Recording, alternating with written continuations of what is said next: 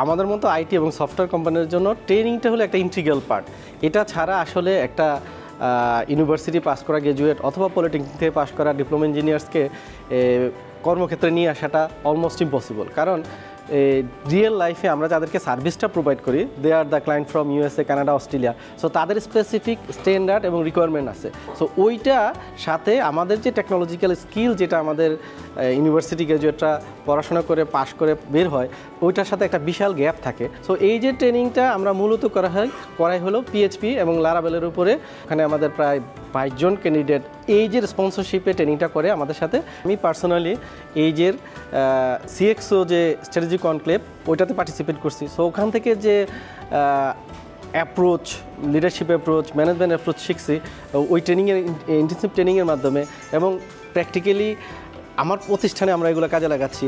ট্রেনিংয়ের মাধ্যমে আমাদের এমপ্লয়ীদের স্কিল ডেভেলপমেন্ট, ওই দিক থেকে এমপ্লয়িরা বেনিফিটেড হচ্ছে, প্রতিষ্ঠান বেনিফিটেড হচ্ছে। সো এই যে multi approach initiative to help the young entrepreneur like আস, এটা খুবই দারুণ একটা জিনিস। এটা আমাদেরকে প্রচণ্ডভাবে হেল্প করছে এবং আমরা খুবই হ্যাপি এই ধরনের ইনিশিয়েটিভে।